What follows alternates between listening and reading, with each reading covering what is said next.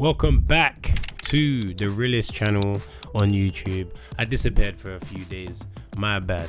A few days, I think approximately 19 to 20 days, but training takes over. You lot know my focus, you know my career. As much as I try and keep up with the channel, the training gets hard, man. You just want to rest. You don't want to be on the camera yapping and talking, but I found the energy today, so that's what I'm going to do. If you haven't grabbed your tickets for November the 12th, make sure you do. Manchester Arena, AO Arena, my apologies, I'm so used to calling it Manchester Arena, but AO Arena. I will be fighting my opponent. Should have been announced by the time this video comes out. If not, then they will be announced very shortly. And so far, what I can share is that they are undefeated. So grab your tickets, link is in the description. Bam. What today's video is about is JJ and his next opponent. He's worked himself into a position where he is above all. So he's got misfits.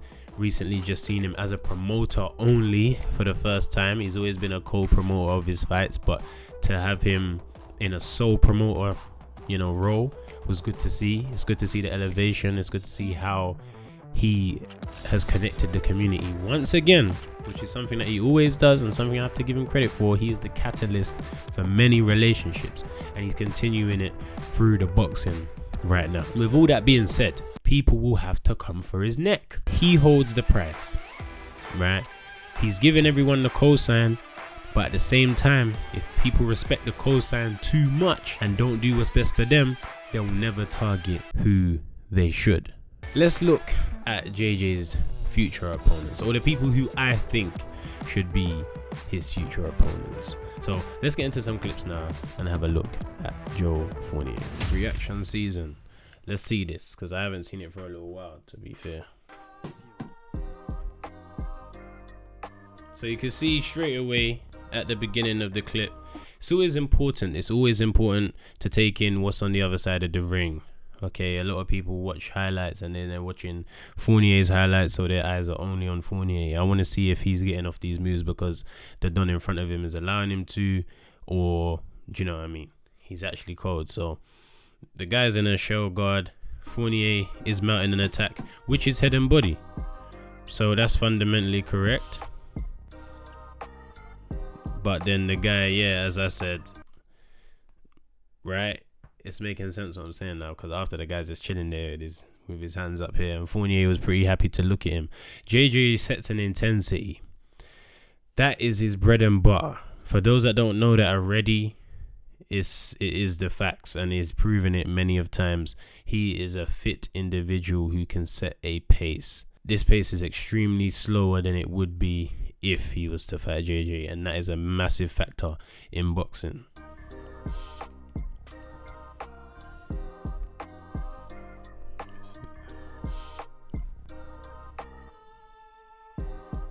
Good shot there from Fournier. Let's bring that clip back. 24 seconds in. He threw a decoy to the body, then came up to the head. Again, I saw from the first attack that he throws head and body. I'm not surprised to see later in the clip that the guy is dropped from a body head attack. Good shot.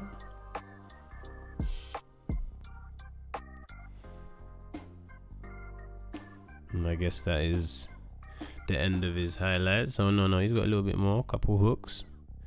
And then the guy said, I'm good. The guy quit, he said, I'm good. From what I can see from Fournier, as I remembered of him, my memory and what I saw was quite similar. Good boxer, good record. He can throw head and body, and he looks like he's got some solid fundamentals there. So for someone like him to be JJ's next opponent is great, because he ticks off a boxer with a high record and many wins, someone who's been in there with former world champions, whether it's exhibition or not. I would like to see that for the guy. Let's move on.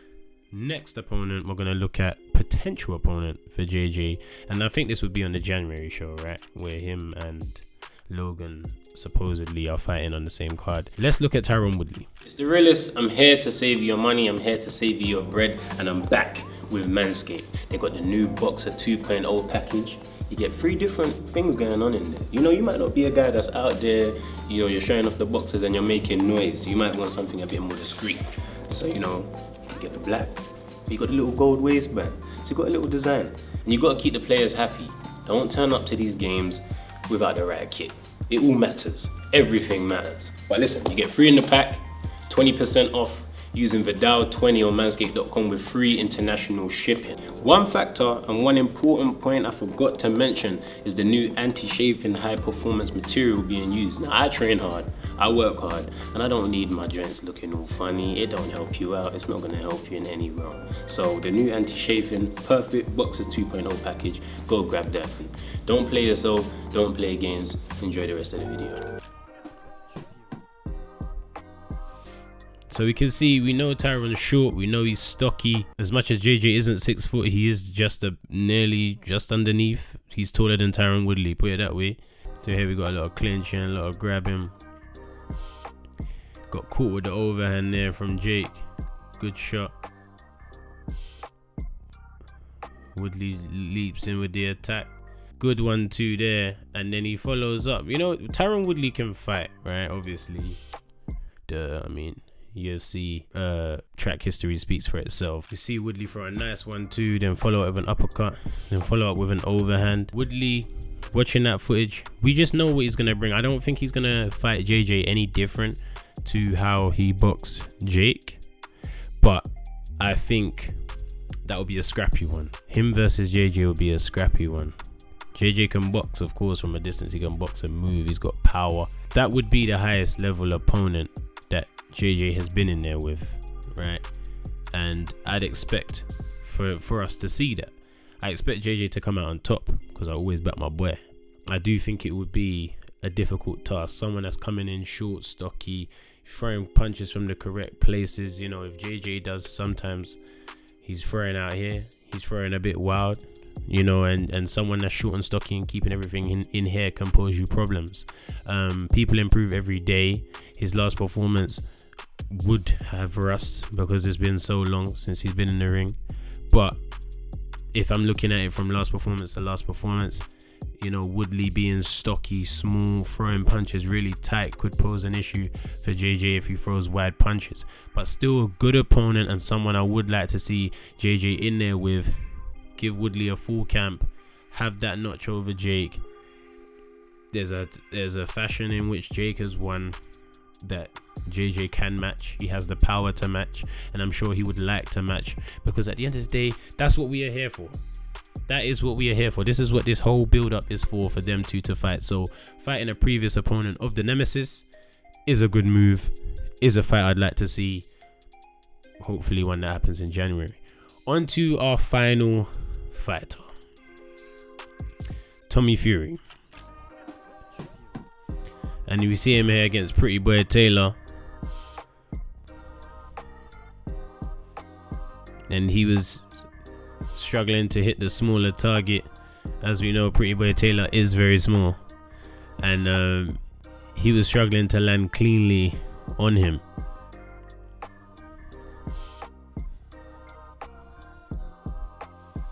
So as I watch the footage here, let me just pause it for a sec.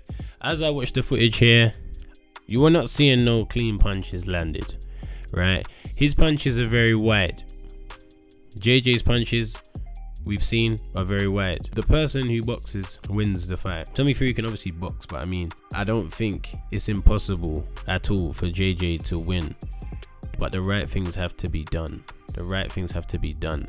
I'd say that this is the opponent that offers the most credibility. Whether this should be the next opponent or the opponent after next, then we'll see how that goes. That could work out nicely, but this opponent offers the most credibility, and this is the one that would really get the rivalry cooking. So he puts a little combination together there. I want to rewind this a little bit. As you say, he's got good hand speed, you know, he's putting his hands together there, but by trading off the ropes, right, what is one of JJ's signature blows? The overhand. JJ dashes that overhand like he plays in the MLB. And I'm not going to lie. Let's go to 31 seconds into this clip.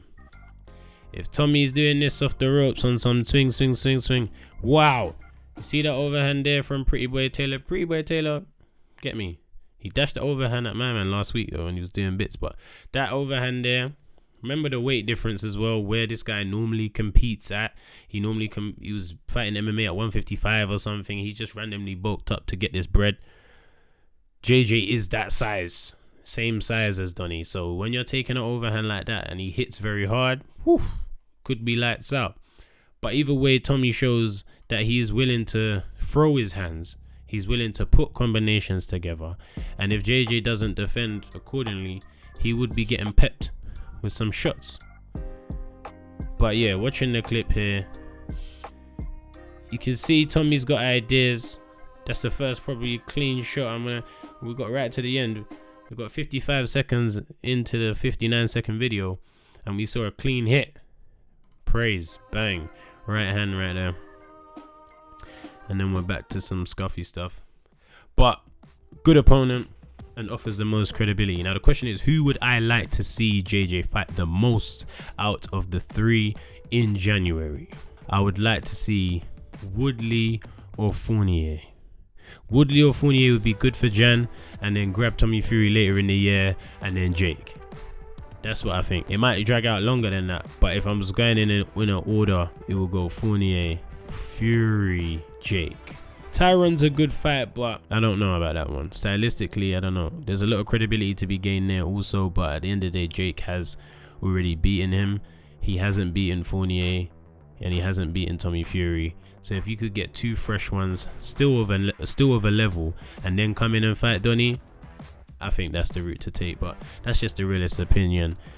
Make sure you grab your tickets to my next fight. I hope you enjoyed the video. We've got a lot more coming soon from Rolling Cheeky, from Real Wills. And the question is, who do you want to see JJ fight next? Comment below. It's been the realist. If you don't know what I do at the end of videos, it is the end of the video. Boom. I'm too cool for the rules, baby, get off of me. Never need no push, I do it all for me. Keep a couple real hitters, got them on call for me. Money moving, got it in the market where it ought to be.